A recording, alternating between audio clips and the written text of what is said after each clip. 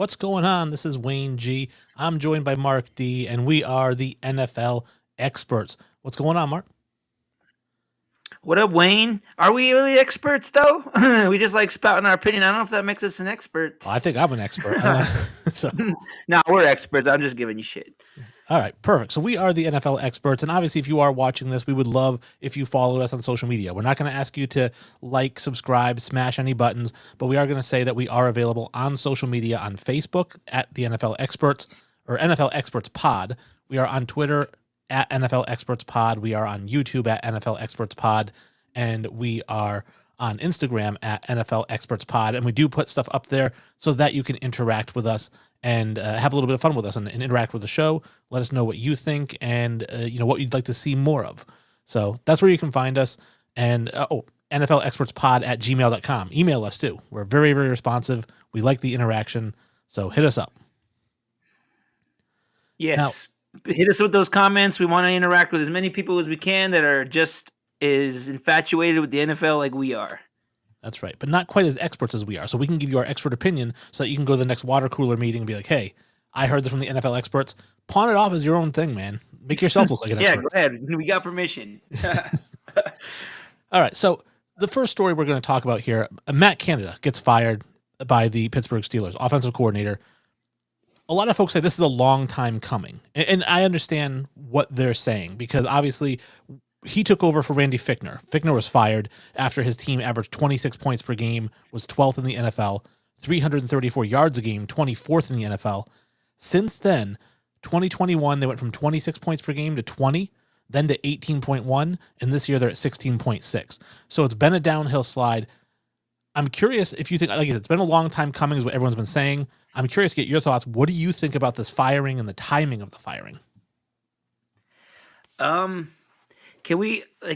and you talked earlier in the week, and we both kind of agree that it's kind of another scapegoat thing, but this time for Mike Tomlin, which really surprises me because he's such a stand-up guy, such a really good coach, and so it just shocks me that I think they're probably going to have a losing record this year if they keep on the same path, and this will be the first time in his career as a coach that they'll have a bad losing season. So I just surprised that he would throw that dude under the bus when he should have thrown that dude under the bus like 3 seasons ago, like you were saying. Well, that's exactly my point. And listen, I'm not saying that he doesn't deserve to be fired because, listen, that offense has been abysmal and it's only gotten worse every year. They're the 28th ranked in scoring, 28th ranked in yards. They're averaging 280 yards a game. But I think when you fire somebody mid-season, what you're essentially implying to ownership and to the fans is like, hey, this guy's the problem. We need to get him out of here as soon as possible. I mean, why not ride out the season with him? I mean, he averaged 18 points per game last year. If you didn't want to fire him at the end of last year, why not at least wait till the end of this year? Yeah, which, like I said, it surprised me because the Steelers don't typically do stuff like this. They don't, I heard a stat that said the last time that they fired a coach in season was like 1943 or something like that. And the guy was like part owner of the team and he had made himself head coach and he like basically fired himself. And that was like the only time that they've ever fired a coach mid-season. So this is like new for them. They don't do this, you know? Well, I was wondering because, like I said, when he took over for Randy Fichtner, and Fichtner was fired because they felt his offense wasn't getting it done. Well, the last time they were top 10 in points or top 10 in yards, which was the same season, 2018, it was Randy Fichtner was the offensive coordinator at the time. Now, he's not doing anything right now because since he was fired, he didn't go get a job anywhere else. Maybe make a phone call and be like, hey, you want to finish out the season with us?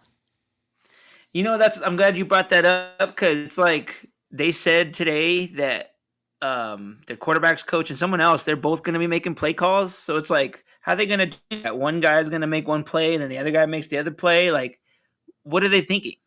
Well, I do know that a lot of teams are trending towards the like a run playing offensive coordinator and then a pass play offensive coordinator. So they have two guys, one calls run plays, one calls pass plays. But who decides when it's a run or a pass? If I'm the pass play offensive coordinator, I want to pass every down. That's what I mean. It's like, how do you decide? It's like, who decides? Like, it's stupid to have two guys. You got to have one guy to make the shots, to make those decisions. Now, I have to get your opinion on this. Whether or not you think it was Mark Canada's, it's Mark Matt. It's Mark Canada. Matt. Again. Okay. So I'm Mark. Earmark, right? So Matt Canada, if it's his fault that this team was abysmal, because Kenny Pickett is completing just 60% of his passes. I always attribute the completion percentage not to the play calling, but to the play of the quarterback himself. And when you look at the weapons that they have, Najee Harris, George Pickens, Deontay Johnson, Allen Robinson, Pat Freiermuth, he's got tons of people to throw to. He's only got 6 touchdowns and 4 interceptions this year. So is the problem Matt Canada or is it Kenny Pickett? I'm glad that you brought that up, because I was just going to say that at some point, just like I said about Josh Allen last week, at some point the quarterback's got to show up and play, right? So it can't be all on Matt Canada. Like, so how many games does Pickett need to like show him that he's the guy? Like, they have a suffering defense like that keeps him in every game.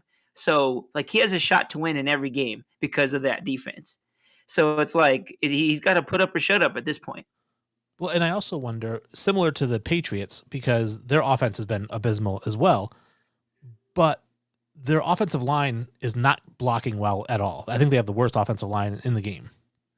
The Steelers also have a bad offensive line. They've tried to address it somewhat in the draft, but their offensive line is bad. And I'm also wondering if that has something to do with it, where it really doesn't matter what plays you call. If you're not giving your quarterback at least 3.5, 4 seconds to throw the ball, what's he supposed to do? Well, then that can't be on Matt Canada. That's got to be on Tomlin. He's got to make better decisions with his personnel, because he's one of those coaches that pretty much runs the personnel there. He's not the GM, but he makes all the shots. Well, exactly. And again, circling back and bringing it full circle, that's why this is a scapegoat move, because if it is Tomlin putting the wrong personnel on the field and that's the reason the team is struggling, this is his way of saying, no. It's not the personnel. It's the play calling. If we had better play calling, this personnel would be doing better. But we'll find out the second half of the season. I was just going to say that. I was like, we'll see. So if Pickett continues to fail, are you going to continue to say that that's play calling? So the new guys are like even worse play callers, I think if Pickett continues to fail, they're going to put the scapegoat on Pickett next. Yeah, I can see that. Totally. Yep, poor kid, So that is our firing news. Let's get to the next bit of news, which again is also a little bit controversial.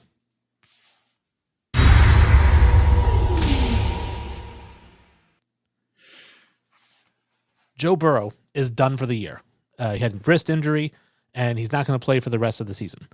Now, before we really dive into this, one of the things that I took issue with, and I mentioned it to you in our pregame notes, is the fact that people misuse this term because people said that Joe Burrow had a pre-existing injury. No, he didn't.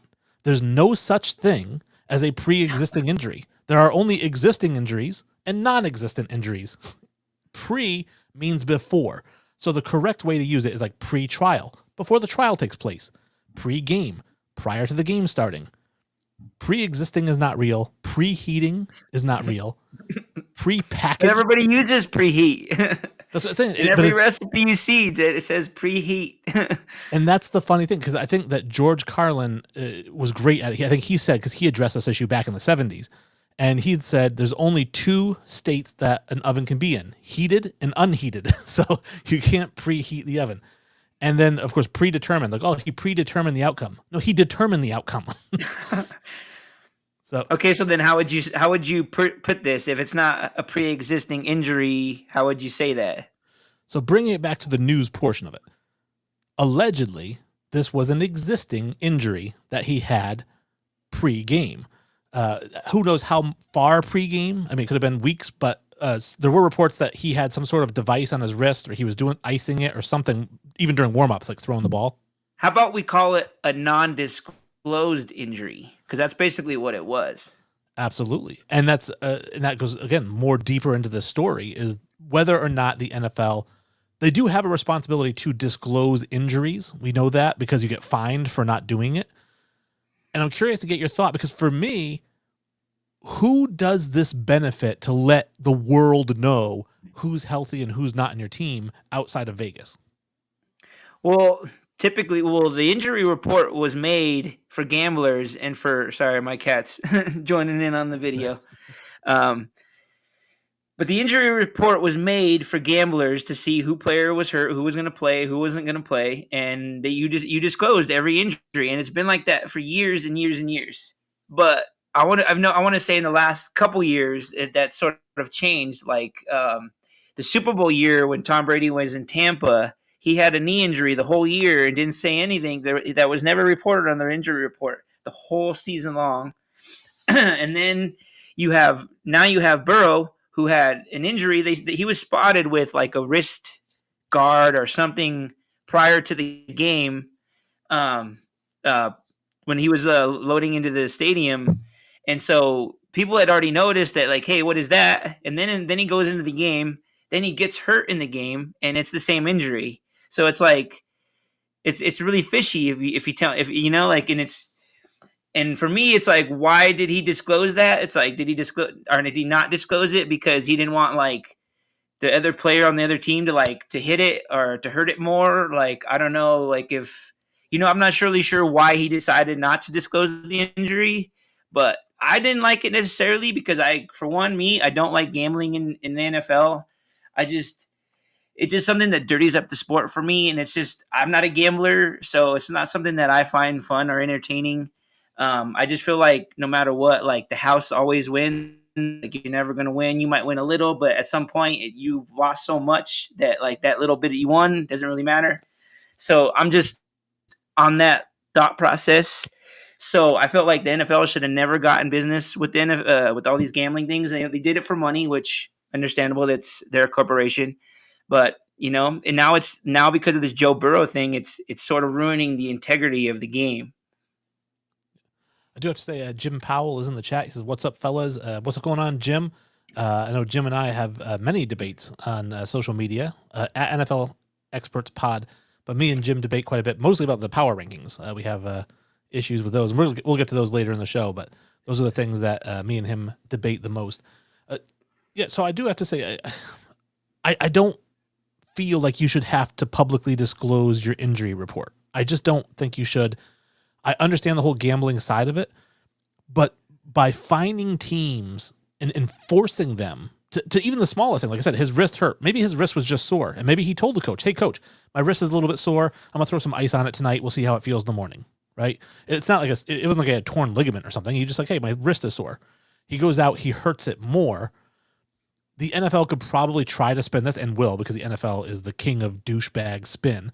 The NFL they will try to spin this as, well, that's why we have the injury reports, is to protect these guys, but they don't really care about these guys. They have the injury reports because they're in bed with the gamblers. Yeah, and that's what I don't like, is they're like, the NFL claims to care about the player, but then they're in bed with the gambling people for all this money. So now they got to come down on Burrow to be like, hey, you didn't disclose this because they're in bed with all the gamblers. Well, I feel another scapegoat. And I hate that. That's what I'm saying. It ruins the integrity of the game. Well, and I feel another scapegoat coming on, because who's going to catch the blame for this? Is it going to be Joe Burrow? Is it going to be the trainer? Or is it going to be the head coach? All the above? I don't know. I'm not totally sure. Gambling's new in the NFL, so this is all new territory. So not sure, man. Basically, it falls on anybody except Roger Goodell. Yeah. Just keep him making his pockets fat, with all that cash. All right, well, let's talk about another quarterback. This one's going to be really fun, and I don't know if our boy Beastie Combs, Brandon Combs, is going to join us for this one, but I know I told him we were going to be discussing this.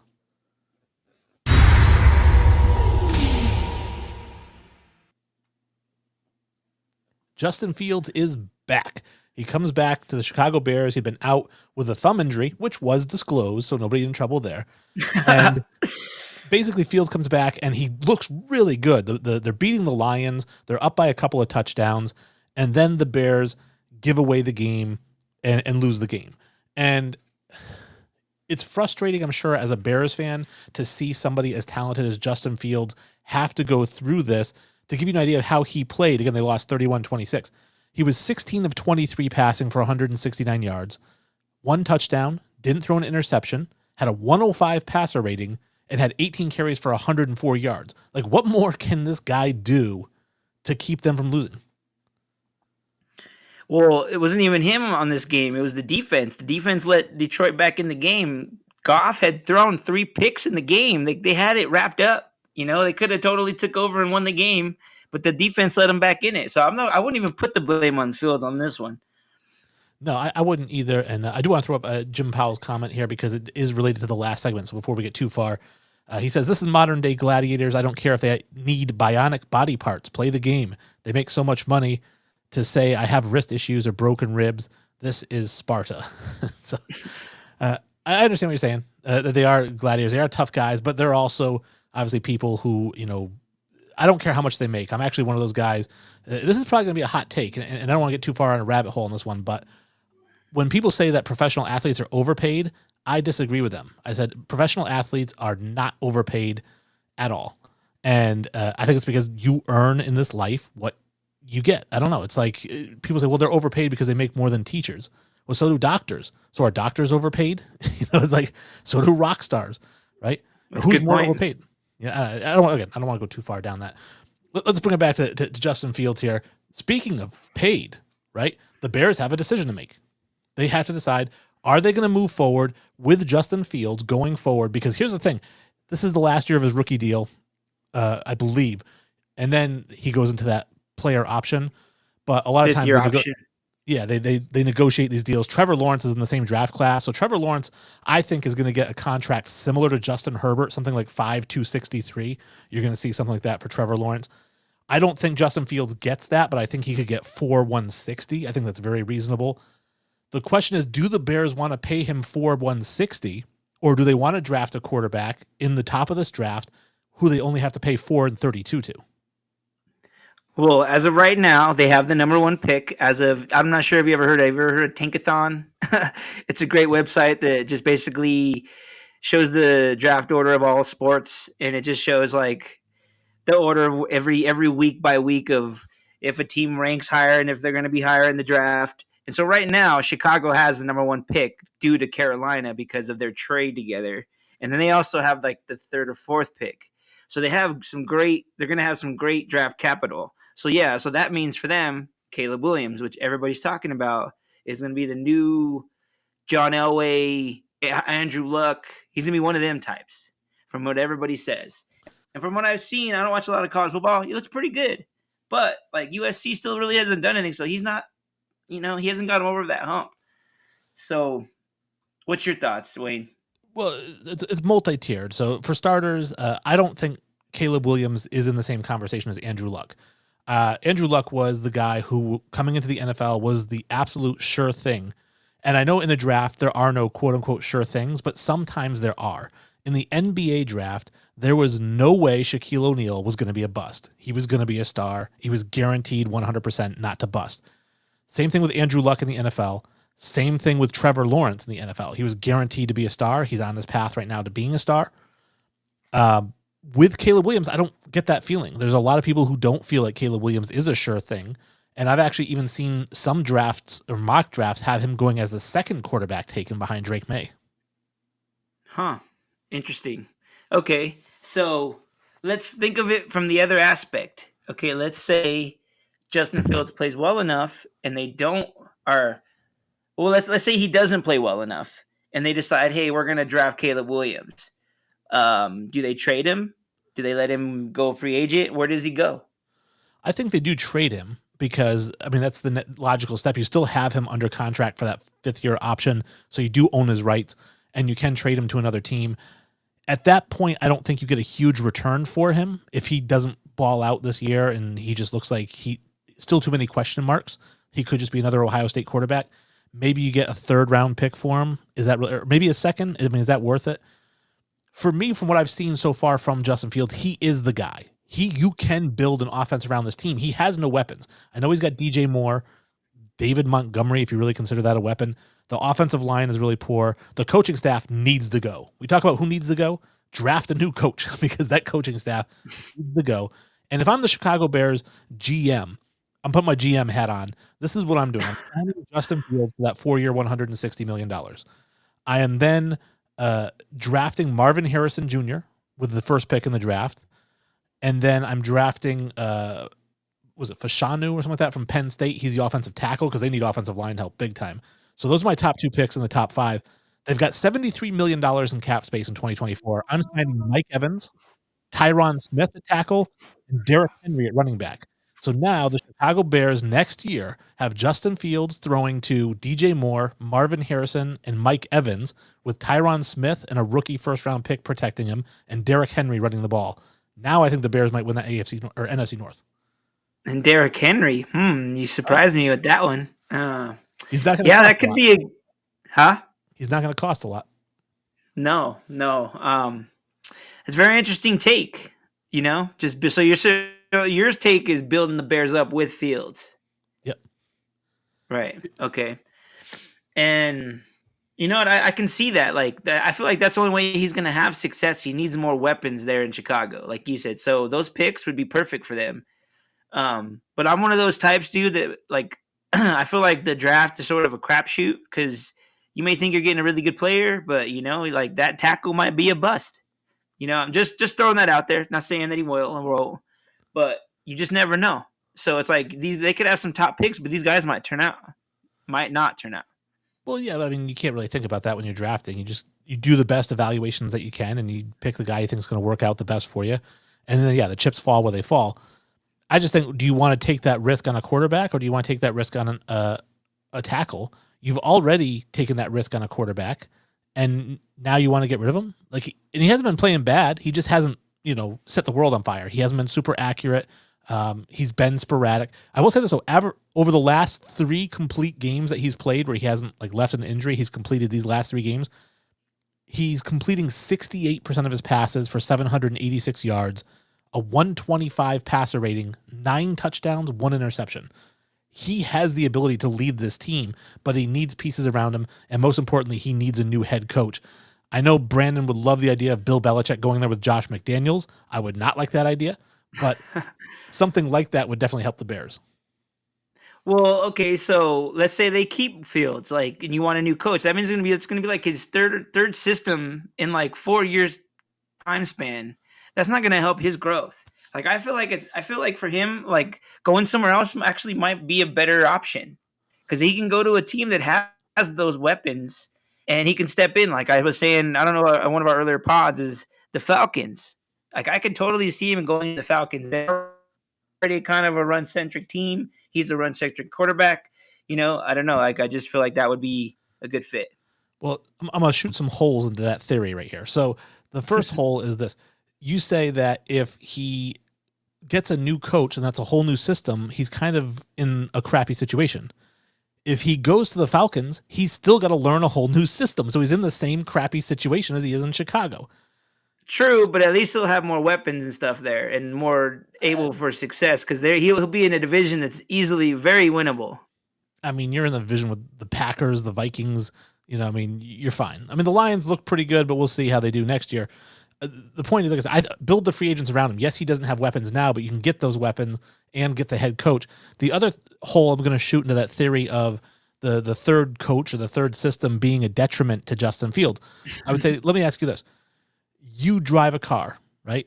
And it's a 1977, Ford, whatever, and it breaks down because it's a piece of crap, right? It's a $250 car and it breaks down after a couple of months of use. Your next car is a $250 car. It also breaks down. Then your third car is a brand new Mercedes-Benz C-Class. Are you in a worse situation because it's your third car in, 3 years? No, not necessarily. That's a different way to look at it, but in most cases it usually doesn't work out in that sense. Right, well, because usually a lot of these coaching positions go to new coaches, up and coming guys. Like you saw Sean Payton take over the Broncos, and he seems to be doing well. Rough, rocky start, but kind of coming around now because he's a good coach. He knows how to coach. If you give Justin Fields a good coach, I think you put him in a good spot. If you go out and get whoever the hottest name coordinator is to bring him in as his first head coaching gig, then yeah, you're probably going to put him in a bad spot. So that's the thing is they got to get the right guy in there for him, for it to work and for them to build those and get those free agents and all that. So, I don't know. I'm in the vote for him going somewhere else. Okay. Well, I'm in the vote for him just being successful. Wherever that is, I want him to be successful. I'm a big Justin Fields fan. I know that Bill Belichick wanted Justin Fields in the 2021 draft, and the Bears traded up to get him, I think knowing that Belichick wanted him, and then Belichick had to settle for Mac Jones, which is like settling for dog crap when you're waiting for a steak to fall on your lap. But can we talk about the possible other options? What, did you see him going somewhere else besides Atlanta? So Atlanta's a good option. I do like that. A lot of young players there as well. I like the Rams. You know, Stafford's not going to be around forever. Probably not going to be around next year. The Rams are a good option.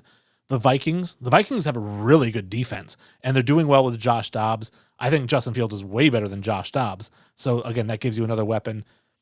The Patriots, because you've got the Bill Belichick. I didn't know you were going to say that one. Oh, I would love if you went to the Patriots, especially again if you go out and they get Josh McDaniels to come back, because I don't like Bill O'Brien at all. But so yeah, there's a lot of teams. I think that if the Bears decide we're going to move on from Justin Fields, I think they'll have plenty of phone calls coming in with offers. Yep, I agree.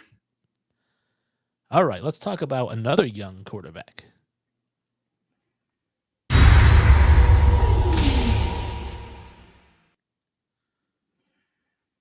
Dorian Thompson-Robinson makes his NFL debut as a starter with the Cleveland Browns. They beat the Steelers 13-10, ugly game, but he gets the win. Now, obviously, he comes in for Deshaun Watson. Watson is hurt, and, he goes 24 of 43, 165 yards, no touchdowns, a pick. Obviously, 43 passes, that's a lot to put on a guy making his NFL debut. Usually you want to keep it around 25 passes. But again, I'm not the offensive coordinator. I don't make those decisions. 165 yards. That's the other thing that surprised me. So basically 4 yards per attempt. I mean, a very small, but again, you're probably throwing a lot of screens, bubble passes, nothing really eccentric, trying to get his feet wet. I'm curious what you think about his debut as a starter. If you think it's something that he is a viable starter going forward, or if you think as soon as Watson's healthy. No, I think he's a good viable backup and maybe a viable starter somewhere else, because you see these backup guys do good and they get deals in other places. So that could be a case for him. But let's just mention that he was supposed to play a couple weeks ago he did play a couple weeks ago when Deshaun Watson said he was going to play, and then at the last minute he decided not to play. And everybody put the loss on Dorian Thompson-Robinson, but the guy didn't really know he was going to play until the very last second. So I felt like he got a lot of flack for that when he shouldn't have.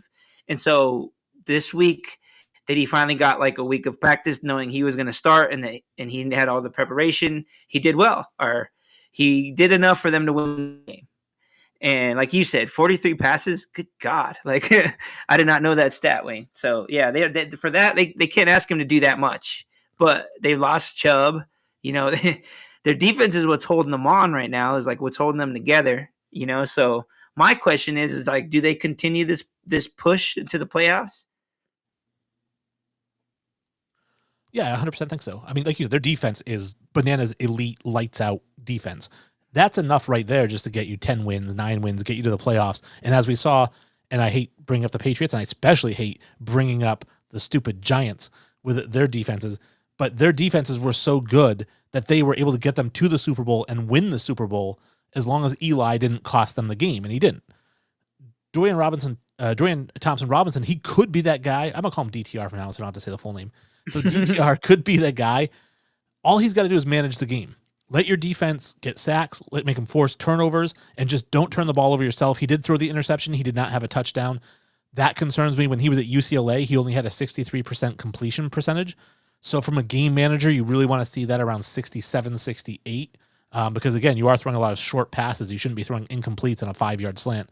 So I do think that he is viable. He could get the Browns to a Super Bowl and win a Super Bowl, not himself. You'd be looking at Myles Garrett as a Super Bowl MVP, but he could get them there.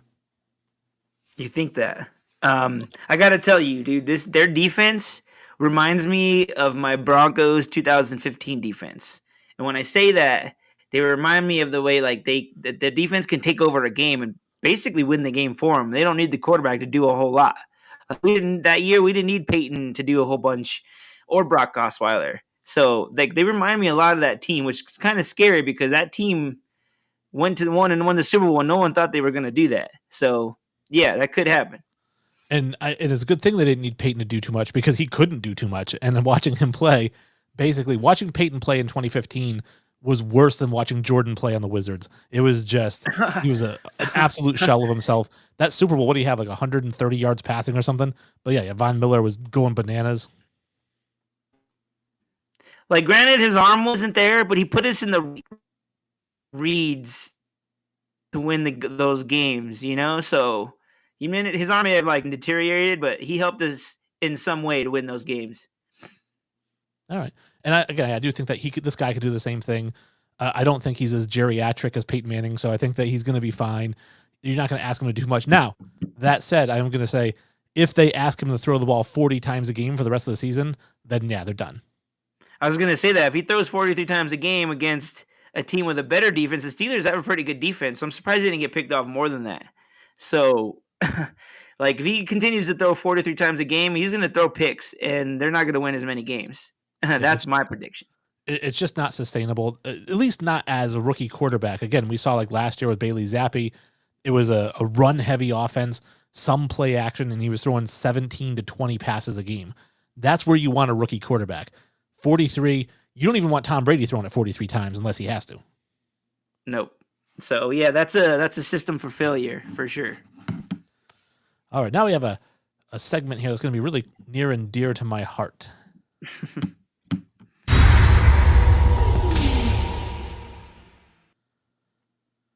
So this segment is important to me on a couple of different levels. For starters, there's a site called Fansided. They do a lot of articles on every team. So whoever your favorite team is, they probably write about them on Fansided. They have a dedicated site like Fly Eagles Fly is one of their sites. Musket Fire is one of their sites. That's Patriots. I write for Musket Fire, but I also write for Fansided in general. And I just did an article. I recommend everyone check it out. It's about Charissa Thompson. And I wanted to get your take on this. Charissa Thompson. What is it? It's Charissa. Oh, Charissa Thompson. All right. Well, I heard a report at halftime that it's Charissa, so I'm gonna run with it. But so the problem is, and I've said this now for over a decade. Before the story broke, 10 years ago, literally, you can go back 10 years ago. I've been saying halftime reporters, sideline reporters are making up the stories. Like, there's no way they're talking to these people at halftime. Maybe one of them does, but I would watch a Patriots game, and anybody who's ever watched the Patriots knows that when Bill Belichick does an interview, it's a grunt, it's one word or two words, or we're on to Cincinnati, right? And yeah, I'll watch a Patriots game and they'll go to, whoever it is, Cindy Wolf or Barbara Johnson or whoever the sideline reporter is. And she goes, I talked to Bill Belichick as he was coming out of the tunnel, and he said they really need to focus on the play action run because what had happened in the first half is that it failed them. And if they stick with it in the second half, they're going to have a much better. Bill Belichick turned into Winston Churchill for this nobody up and coming sideline reporter? Like, really? No way. That's all made up. And so I don't think she's the first person to do this, but she did come out recently and say that she used to make up stories if the coach didn't come out on time or if she missed them. And everyone was outraged. I had no problem with it. I just assumed that's what they were doing anyways.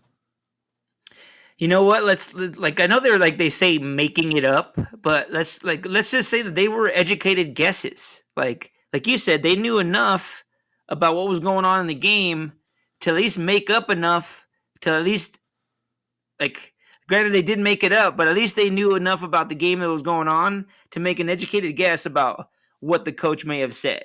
So I got to give them credit for that. We can give them credit. It is still making it up because, it's your own. It still is. But I'm just saying that it's sort of an educated guess also. They're watching the game. They're like, hey, they probably need to do this. Not necessarily saying that's what Belichick would have said. But, so I kind of if they're all doing it, why is she the one getting flack for it? Because she's admitted that she was doing it? Well, that's exactly it, is that she kind of brought it to the light. Like, this is going on. Like I said, we all knew this was going on. Like, none of us thought this was all true. And we didn't care anyways, by the way. I mean, if whatever her name is, Blondie Big Boobs or whoever they have on the sideline, we know who I'm talking about, right? It's like, it's every sideline reporter. And she and you're watching the Broncos game. And she says, I talked to Sean Payton at halftime, and he said that the defense is really failing to pick up that play action, and they really need to see it more clearly. Do you really care? I mean, does it matter? And if you find out that he didn't actually say that, are you going to be like, oh, I was expecting them to do this because she said, no, you don't care. To be honest with you, man, the whole sideline reporting stuff kind of annoys me. You notice how in other sports, like in basketball and in hockey, they do them in between periods. They don't even do that in NFL. It's halftime, end of the game, beginning of the game, whatever. It's more set. But These guys are doing them in the middle of the game. Like, how irritating is that got to be as a coach? But like, I'm trying to coach my team, but like, oh, I got to wait and I got to talk to this lady over here real quick for like 5 minutes. That's got to be even more irritating than her making it up. Like, those guys probably like glad that they made it up. They're like, good, I don't have to talk to her. No, I swear to God, 9 times out of 10, I'm telling you, they're waving her off. Like she's probably waiting by the tunnel, and they're like, "Get out of here! I got to go to the thing." And these reporters, 9 times out of 10, are making up the stories. I just expect them to. So the idea of people acting outraged that they're like, oh, integrity and ethics. I'm like, shut up. It's the same thing with the sports reporters when they talk about an anonymous source or a source close to the team. They didn't talk to anybody. You know what I mean? Like, because if they did, they could say the person's name. To me, an anonymous source is no different than a made-up source. Yeah, I would agree. Because an anonymous source could be a made-up source, you know? Yeah, most likely is. For sure. By the way, an anonymous source close to the team told me that Bill Belichick is going to be there next year. So everyone stop worrying about where he's going to be. But can we say, like, the reason why this is going on is because, like, we have to be PC with every little thing. And so because she admitted that she lied, all of a sudden it's like, oh my God, she lied. She made it up. There is definitely an overreaction culture that we live in where it's like, we can't just even react. We have to overreact to everything. And I think that people have completely overreacted to her because if we're being real with ourselves and with everybody, none of us care. We really don't care. So why am I taking up valuable time to go on Twitter or Facebook, whatever, and be like, oh, this is unbelievable. It's an outrage. Those people need just to shut up. Nobody cares. Nobody cares about you, let alone what you think about this lady. Dude, those people have way too much time on their hands to be worrying about this sideline lady making things up. Like you said, most of the time when you're watching the game, do you even notice these little reports, or let alone like, do you care what these reports say? No, I don't, dude. Half the time I'm like going to the bathroom, I'm going to get a beer. I'm not paying attention to them. Like, so I wouldn't even notice half the time. So like, most fan watchers aren't even paying attention to that. Well, and I would say this, I have not cared, like I said, for the last 10 years, really. The only reason I care is because I'm like, all right, let's hear what Bill Belichick told the sideline reporter at halftime. Because I just want to hear how elaborate and in-depth he went, allegedly, to this reporter. Well, his are got to be the best because he's notoriously known for not talking. So he should be the dead giveaway for any of these reporters. Like, yeah, right. He didn't say anything to you. Like, come on. That's what I'm saying is like, after the game, even if they win and he's in a good mood, they're asking him like, hey, Bill, what adjustments did you make at halftime? I don't know, just did something different. That's all. Yeah, exactly. But apparently when he talks to this person, he's saying like all kinds of verbose things. That was a good impression, I got to admit. You've heard a lot of his press conferences, it sounds like. He's my favorite too. I love when my favorite though isn't his one word answers. It's actually just when he stares at a reporter. They'll ask a question and he just like stares at them. Yeah, I like how he does the long pause, before he answers. It's like he just really makes him like earn the question, Or acts like he doesn't know what the guy's asking. The guy will be like, Bill, so did you think about switching quarterbacks at halftime? And he just, after staring for about 12 seconds, he's like, what do you mean? Yeah. I gotta admit, I'm not a big fan of him, but those are entertaining to say the least. Oh, hilarious. All right, let's jump into some power ratings or power rankings because you and I always have some fun with this one.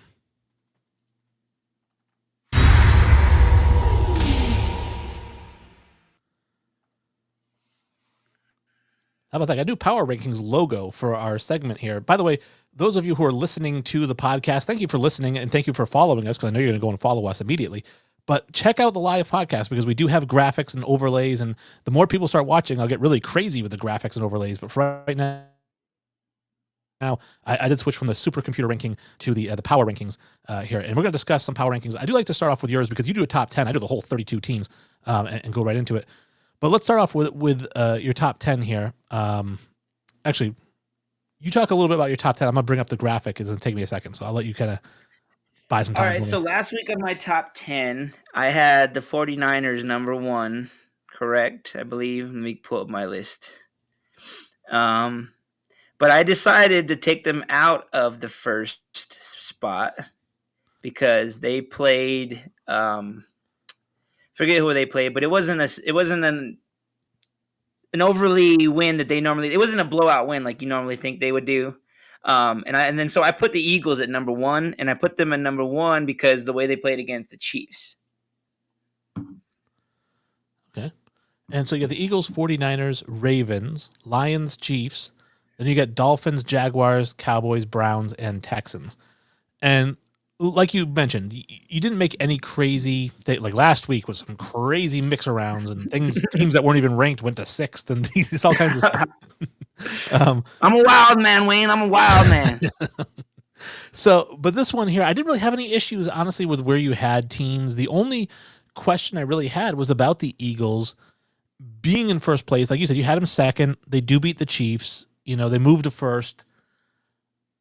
They do have the best record in the NFL. That's also why I gave them the number 1 spot. Yeah, I was just going to ask you, like, what makes, in your opinion, you're saying, all right, the Eagles are the best team in the NFL aside from their 9-1 record. Like, what else do they do that you really like?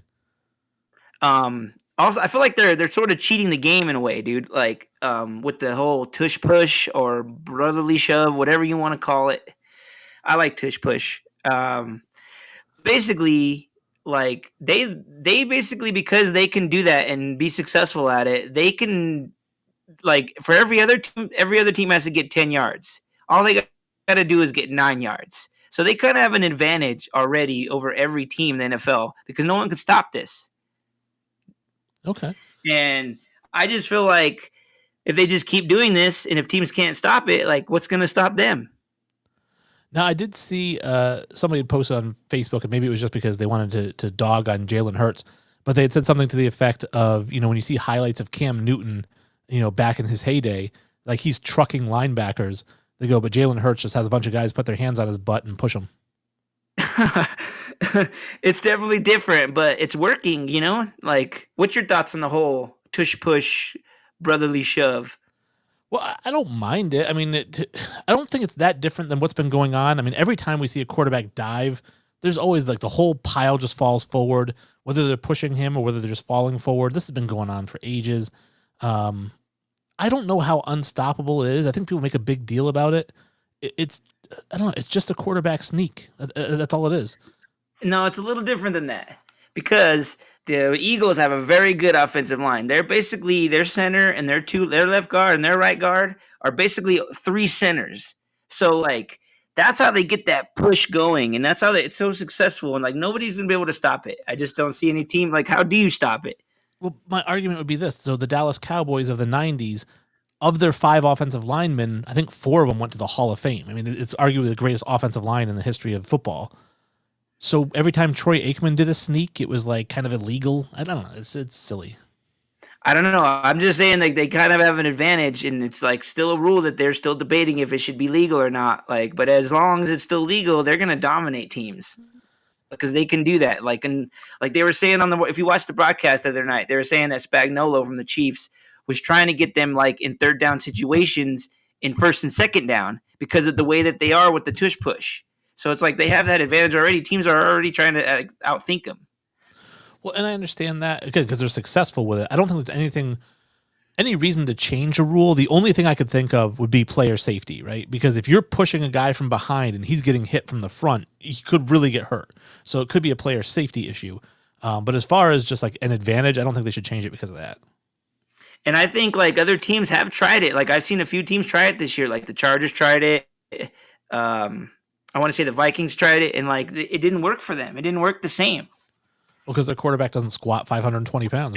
Yeah, that's another thing is that Jalen Hurts squats 700 pounds. So like he has those 3 centers, and then you have him, and they just dig in and they get that yard every time.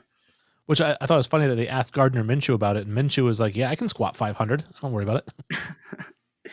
But you can't tell me that it's not an advantage. It really is. I don't know. I don't see it as an advantage. I wouldn't really worry about it. Now let's well, they're 9-1, and they're the only team in the league that only has 1 loss. Okay, so that makes sense from that standpoint. I did do the supercomputer rankings. Those of you that are watching or listening, you are familiar with the supercomputer rankings, and what they do is they take each team's win or loss versus their opponent's averages for the season. So as the season goes on, teams play worse or they play better. A quality win could come up, like you beat a team in week 2. They end up 8-1 and they're killing teams. Well, that win now is worth a lot of points for that week. So that's how it gets calculated. And we've got the 49ers in first place by a mile at 346.62 these are the points per game. And the points per game are based on yards versus your opponent's average, turnovers versus your opponent's average, and points versus your opponent's average. The Cowboys are number 2. That's a really controversial one. And then you get the Ravens, Eagles at 4, Browns, Lions, Jaguars, Chiefs, Dolphins, Texans round out the top 10. We'll come back to the bottom 10 in a second. But so my top 10, not really dissimilar to your top 10. It's actually pretty similar. Pretty close. I guess the order's a little different. But can we mention the Texans break the top 10 with CJ Stroud? Yeah, the Texans hit the top, because you have the Texans in your top 10 as well, right? I did decide to put them in there because of the way they're playing. I did. Now, I didn't decide to. They just happened to be averaging 106.12 points per game, which gets them into that 10th spot. But I do want to... looking at your list, who had the biggest drop or who had the biggest rise? Let's take a look here. I mean, the Chiefs might have had a bit of a drop. The Steelers stayed where they were. Maybe the Bengals at 13. Who's continuing to rise? Let's go over to the negatives, right? Is you got the Broncos at negative 102 points per game. They're in 22nd place. When I first started doing this, they were in dead last, and they were like negative 225 or negative 230 points per game. So the Broncos are threatening to get into the positives and get into that top 15, maybe even top 10. Woohoo! I'll take it. I do want to defend the Eagles being in 4th. This has been an area of contention. Jim Powell was on earlier. This is his thing. He's an Eagles guy. The reason the Eagles are, and I have a note here as to how that works. So it's based on those points per game every week, and it averages out, right? So if I look at week 1 versus the Patriots, the Eagles won that game. They got negative 70 points for that game. They actually lost points winning the game to the Patriots because they gave up 25 points to a team that's only averaging 15. They gave up 300 yards to a team that's only averaging 250. So those are the things that accumulate the points. Week 4, they beat the Commanders. They got 12 points for that win. So they got 12 points for beating the Commanders. They got negative 70 for their win against the Patriots. Their week 8 win against the Commanders, they lost 195 points. Negative 195 for that win because the Commanders, I think, scored 40 points or something like that game, even though they lost. And then we've got week 6 loss to the Jets, minus 576. Because the Jets are really bad. So basically those 4 games alone, week 1, 4, 6, and 8 for the Eagles, they went 3-1, and their average score was negative 207.6, which would put them worse than the Patriots in that stance. So that's why the Eagles are in 4th and not in 1st. They just haven't played really well against any good teams, and they've played really bad against bad teams. So that's where we're at with why the Eagles are there. I do congratulate you on the Broncos. The Patriots are continuing to tank. And let's see, and we've got 17 teams are in the positive, and then we've got 15 teams are in the negative. So it's pretty evenly balanced. Looks like the Chargers are almost in the negative. Yeah, they I gotta laugh at that. Yeah, 33.88. But you've got a bunch of teams right around it. The Colts are at 40, the Saints are at 43, the Steelers are at 55. Again, like I said, nobody even close to the 346 for the 49ers. I don't even know what the 49ers would have to do to fall out of first place at this point. They would have to lose a game by like 20 points. I was just going to ask you that. I was like, what would they have to do to drop out of that? It really they have to have a really bad game. They've dropped out once since I've started the supercomputer rankings, and it was to the Cowboys. The Cowboys took over first place, but it was just for 1 week, and then the Cowboys fell. I think even though they won, because the 49ers had that 3-game skid. That's why the 49ers they lost 3 games in a row, and they fell to number 2. So that's what they have to do to drop, is to lose 3 games in a row. Crazy. They beat the Cowboys 42-10, and we're talking about a Cowboys team that could win the NFC East. I know that they don't have the best record, but they're not that far behind the Eagles, and they lost 42-10 to the 49ers. So that game alone, I think, got the 49ers like 700 points or something. Okay, so out of all those teams in the negative, which ones do you see coming out of the negative? The Seahawks. The Seahawks just kind of fell into the negative, I think, last week. So they could always come back out. But as far as, again, the Broncos are climbing like wildfire. Again, going from negative 240 to negative 102. If they get to 0, they're at the halfway point,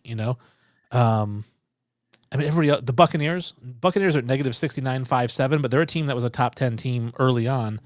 So there's a few teams that could make a move. But yeah, Interesting. theoretically, the way that the supercomputers are set up is that you could go 0-16 and be in 15th place, and you can go 16-0 and be in 15th place. Depending on how you're playing each of your opponents. Right. So you don't even account. You don't even count record at any yours, do you? Wins and losses are factored in. So you get 100 points for the game for winning, and you lose 100 points for losing. So that's what I'm saying. So the Eagles were at minus 195. Even getting 100 points plus 100 for their win against the Commanders, they were still at negative 195. Yikes.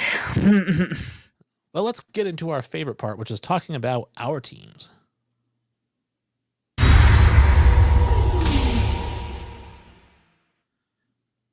All right, I went first last week, so now it's your turn. All right, so everybody keeps saying it.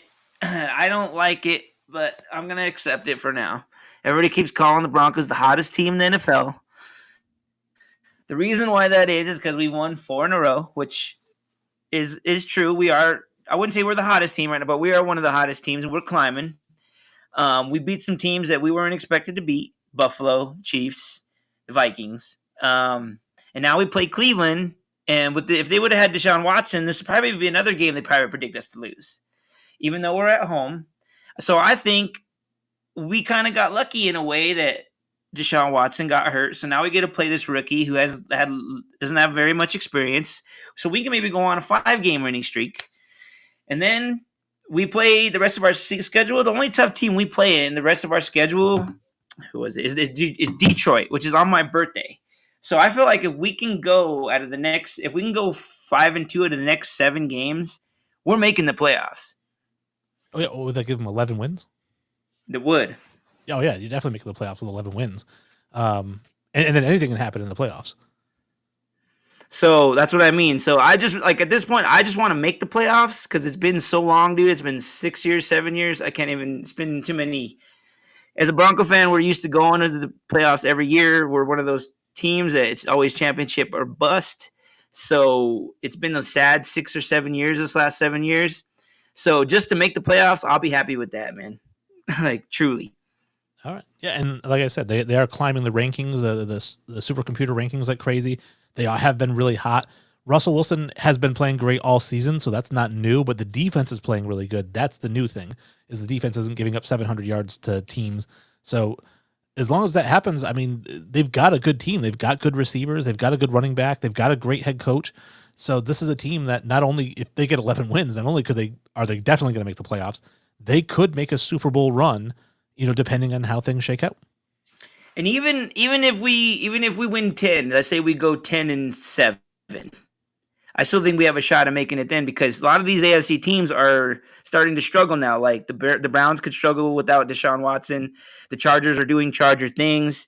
The Steelers, they're not playing very well right now. So these teams that are doing good could start to fail, and we could rise up. So you never know how it's going to turn out. Well, let me ask you this, because you are in year 2 of the Russell Wilson project, and last year was a complete failure, and people were thinking the whole contract and trade was a huge failure. Now he's looking like, again, he goes 11-6 and makes the playoffs. That's a win. What does he have to do for the rest of this contract? Let's say he makes the playoffs. If they lose in the first round, are things trending in the right way, or are you like, no, those first 2 years, nothing he does in the next 2 years could really make up for it? No, he's got to make the playoffs. Like I was saying, we're a team that it's championship or bust every year, like your Patriots. So we expect to win, and if we in the playoffs after the year that we had this year when nobody expected us to do good, us to make the playoffs will be good. But after that, we gotta continue on and keep moving forward and possibly making the Super Bowl. And my last question about the Broncos is, what do they need to do going forward? And I don't mean win games. I mean, you're looking at the team, you're watching the team play. They got off to a really slow start. They've turned it on. When you look at this team, whether it's free agency or the draft, what do they really need right now? Some more offensive help, I would say. I know our offense isn't really looking really good right now. Our defense is really holding us in the game. And I think maybe if we had some more reliable receivers. Sutton's really came through this year, but like Judy's been a disappointment since we've gotten him. So it's like if we can get somebody to go along with Sutton and maybe a good tight end, because I know Sean Payton runs a lot of tight ends in his offense. So like a really good tight end. So yeah, any of those. Okay, fair enough. For me, the Patriots, obviously the big talk is about this week and who is going to start at quarterback. I did just write an article weighing the pros and cons of all four guys that are on their roster, and that is Will Grier, Bailey Zappi, Malik Cunningham, and Mac Jones. So who do I want? I can tell you I definitely don't want Mac Jones. I have not wanted Mac Jones all season. I did not want Mac Jones last season. So he is just a pile of junk. He is not a very good quarterback. So for me, I have two trains of thought on it, right? I don't care if we win because we're going to get a quarterback in the draft, and that's going to be your quarterback going forward. So lose all the games, get the number one pick. That's the way I look at it. So in that sense, play Malik Cunningham. He's fun. At least I'll have fun watching the games, But I also think Bailey Zappi is the best of the three that are remaining. Zappi, and I pointed this out last episode, I pointed it out all the time actually, had the greatest season in the history of college quarterbacks. Nobody's ever had a better season than him. He holds the NCAA record for yards passing. He holds the NCAA record for touchdowns. He's a really good quarterback. He throws a really good ball. He's a little undersized, but he seems to be what Belichick wants in terms of like, he's a yes man. What do you want me to do, coach? How high do you want me to jump, coach? Mac Jones is a crybaby, man. He's just like, oh, I don't want to do that. How come I don't have weapons? How come we have this guy calling the plays? He's an excuse guy, and Bailey Zappi's not that guy. I just want to see Bailey Zappi go in there and do really well, but continue losing so that we get that first pick. Okay, so what do you think actually happens?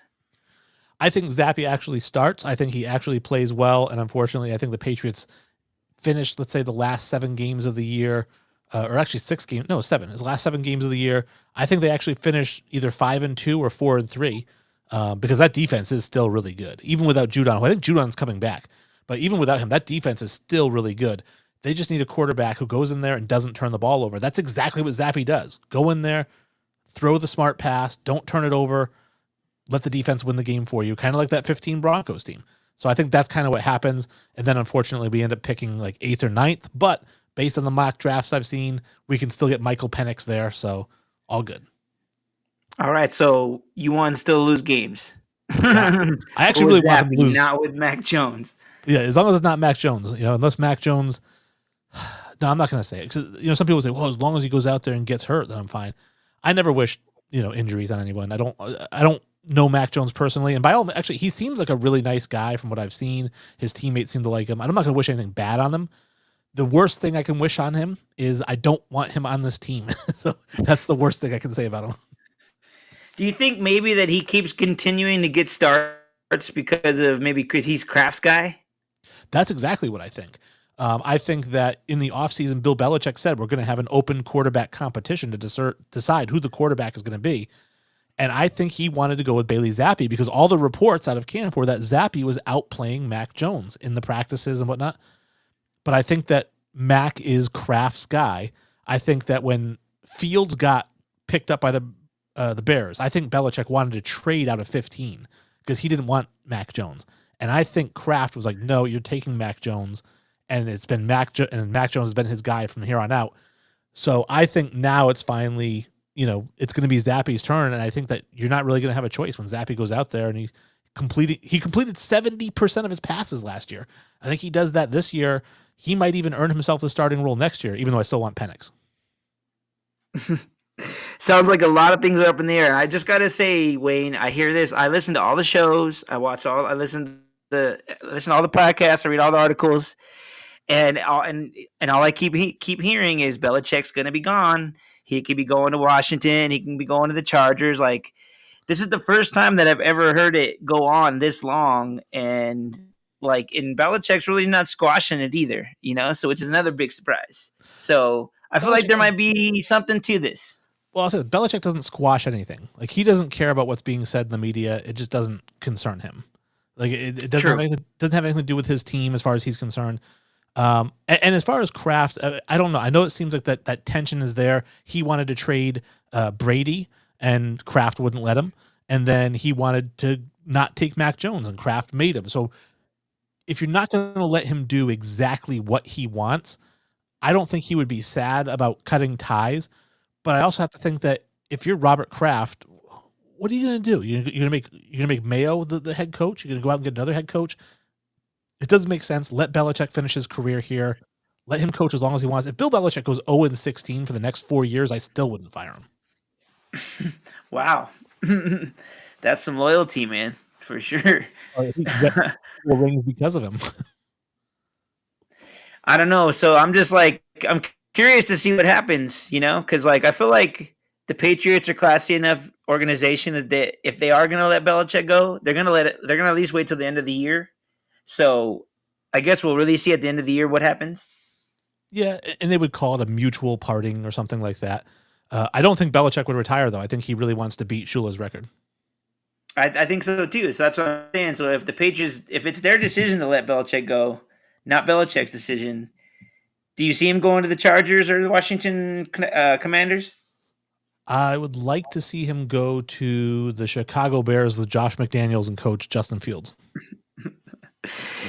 I should have known you were going to say that. I should have known. I already asked you that question. So, but that's what we got. That's our take on our teams. That's our take on the NFL of the week. And we appreciate everybody tuning in, listening on Spotify. If that's how you choose to listen, please do follow us on social media at NFL Experts Pod. That's on every platform. So please make sure you're following us. Check out the live stream. It really is worth it. And you can interact with us and ask us questions live, or you can ask us questions in social media and we'll bring it up on the show and you can hear it when you listen on Spotify. But I really appreciate it, Mark. I know you do as well. Yeah, send us comments, send us whatever questions. We maybe at some point, Wayne, maybe we should think about doing a poll question. Maybe like we'll get people to chime in that way, anything. Let's keep them coming, everybody. Like, your guy that chimed in tonight, we appreciate that. Buck, where you at? I wanted to chime in with you, so maybe next time. But yes, everybody, keep them coming. Nice. Calling out Buck. I like it. All right. Thanks, everybody. We'll see you later.